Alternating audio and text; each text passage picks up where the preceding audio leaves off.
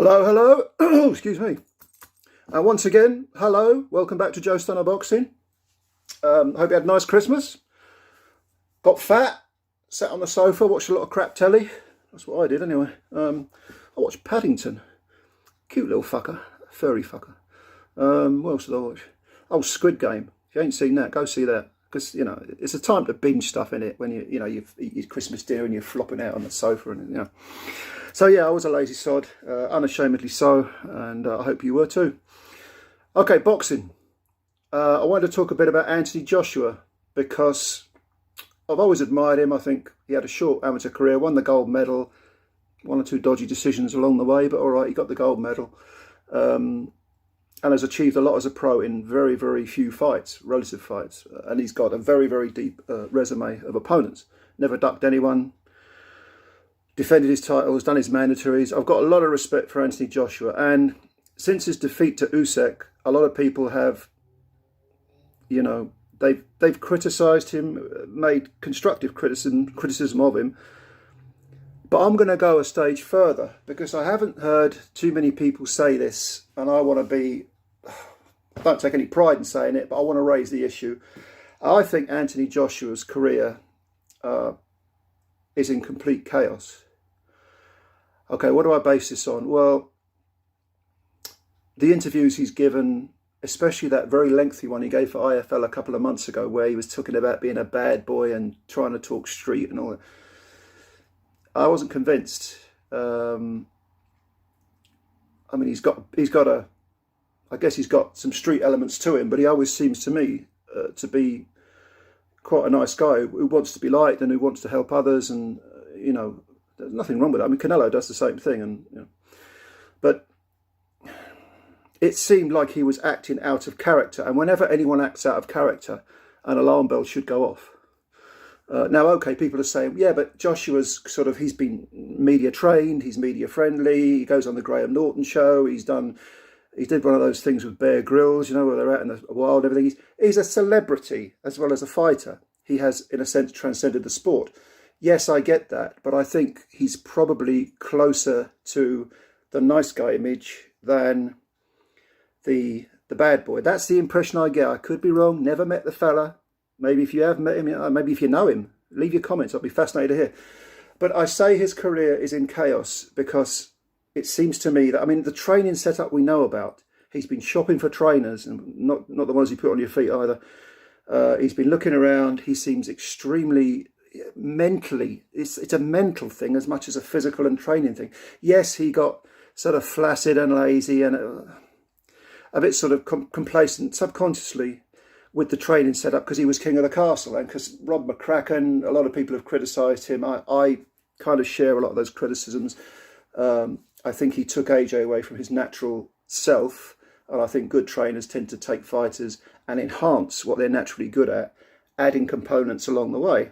I don't think that happened with McCracken. I think AJ's rough edges were shaved off, and you need those to go into a boxing ring, especially if at that level, heavyweight boxing, world championship boxing, you've got to have a few rough edges. And you can put rough edges on a nice guy as well. You can rough nice guys up a bit and make them a bit meaner. Manuel Stewart said that about Lennox Lewis and Klitschko as well. They were essentially nice enough fellas, but he roughed them up a bit mentally as well as giving them physical tools. I'm talking mentally here. The psyche and the psychology of fighters, a lot of people think, well, fighters must be very confident alpha males. It's not true. Even at a high level, a lot of them have very serious but very pronounced insecurities. They just hide them. They might talk to their trainer about them. And you have to face them because you can only, like Customato said about fear, you control the fear, it becomes a raging fire, but you're controlling it. If you don't control it, you capitulate when the going gets tough. Now, mentally, let's talk a little bit more about AJ, because I think the problems started before the first Ruiz fight. I think the amount of pressure that's on this guy to have all those very high level fights in so short a span must have had some sort of effect on him. And I think maybe he, as well as the training setup becoming too familiar and too soft. Mentally, he must have been feeling the pace. He must have been feeling the heat. He's a human being after all. And when he went into the Ruiz fight, he had, that ring walk, and I know people have talked about it extensively, but, chewing on the gum shield, looking very vacant. There was a strong rumour that he was concussed in training. I could sort of believe that. I think that's worth considering because he didn't look good. But anyway, he started that first Ruiz fight very in typical AJ way. He was looking for the knockout. And he floored Ruiz. And it looked, okay, yeah, Ruiz picking up a paycheck, but he's gone. We all thought AJ would stop Ruiz. I certainly did. Then Ruiz gets up, chins AJ and bounces him off the canvas like a basketball. And AJ gets stopped. Now, before the fight, he was, letting Ruiz hold his belts and everything and doing all the nice guy stuff. After the fight, he was even more gregarious, even more... He just... I wouldn't say he didn't care, but there was something odd about his psyche.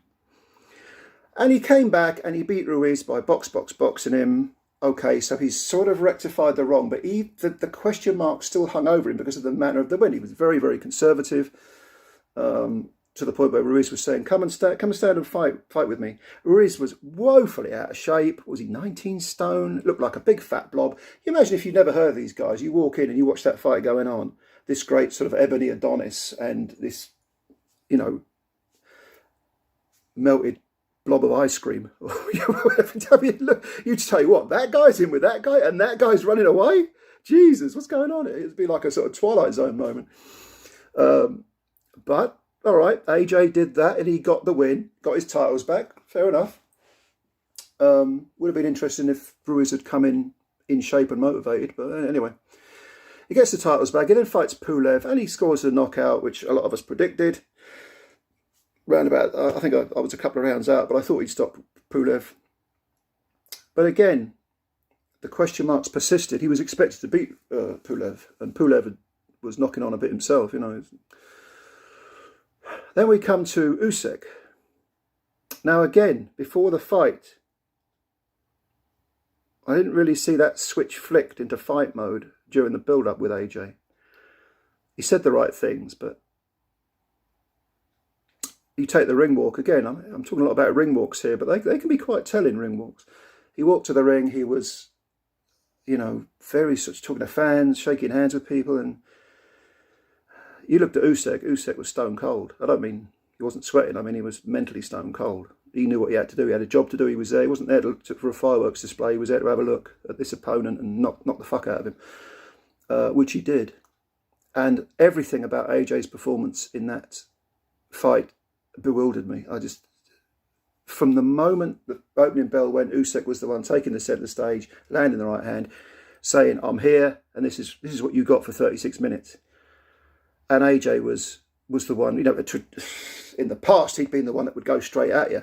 That Dillian White performance, the Kevin Johnson performance, that was the AJ of old. Okay, it was a rawer version, but that was seemed to be his natural way of doing things, of getting the job done. None of that. He was almost, I'm not going to use the word afraid, but he was kind of reticent about the whole thing. And then throughout the fight, through the first 4 rounds, I don't really know what he was doing. To this day, I don't know what AJ's plan was. He was trying to box a master boxer. They must have known the quality of Usyk. And people talk about the size difference, but Usyk is 6'3", and what does he weigh? 16 stone and a bit, or whatever it was. That's not a small man.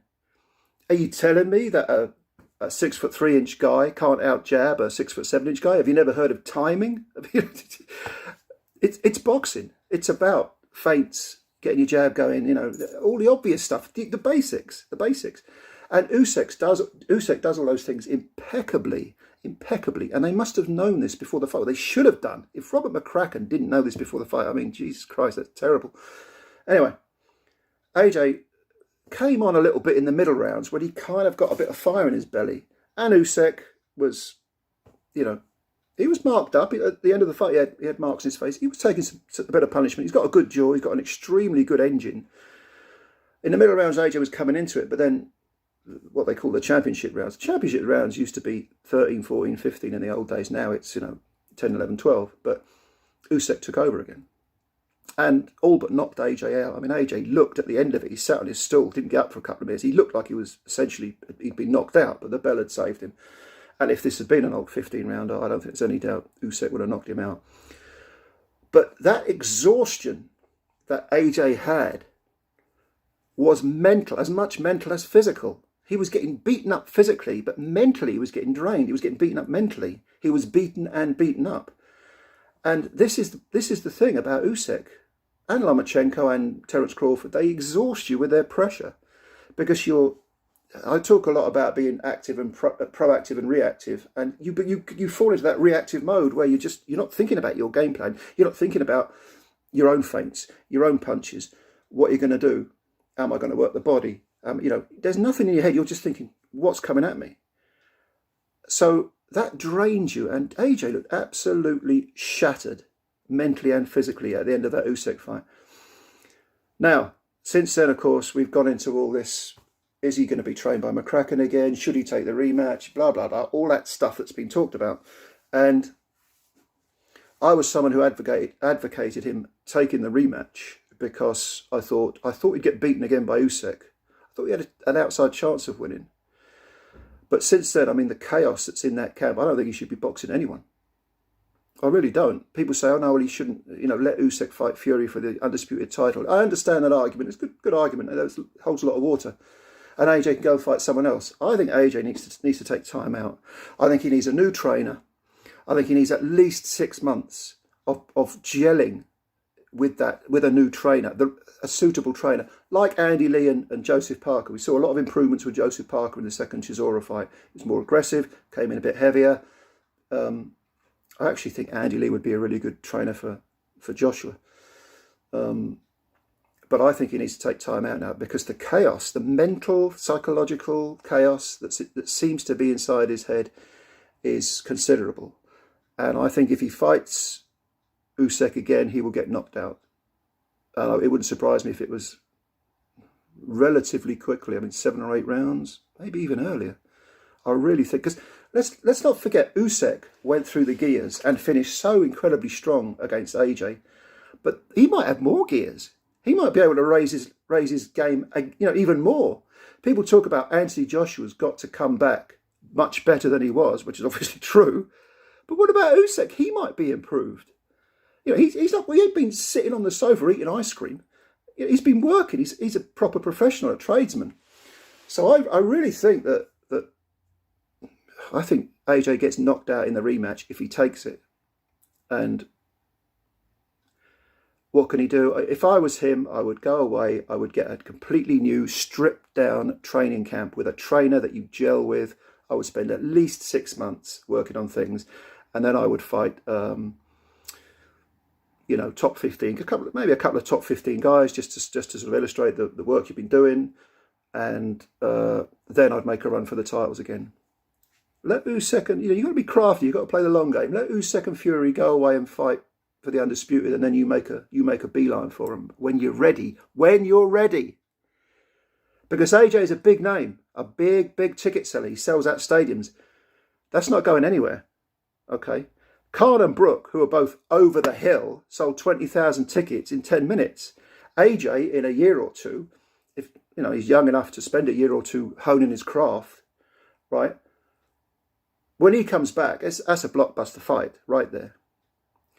So yeah, I'm someone who initially said he should take the rematch with Usyk, but all the chaos, and I would still hold that opinion if it weren't for the chaos that's going on, if it was the old AJ who appeared to be on the ball. But he's never recovered from that Ruiz fight. And I think if I was him, I would take some time out. I would work on everything. And then I'd come back at a later date, a big blockbuster with a Fury or a rematch with Usyk maybe. Or whoever's in the driving seat. Could be Frank Sanchez, could be another heavyweight that we're not expecting. So those are my thoughts. Please give me your thoughts. Thank you for watching this video. It's been quite a long one, about 15 minutes. But I really appreciate your time. I always appreciate your time.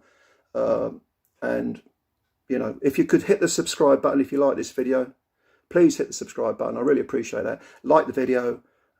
And again, thank you for your time. Enjoy yourselves. I'll catch you later. Bye for now.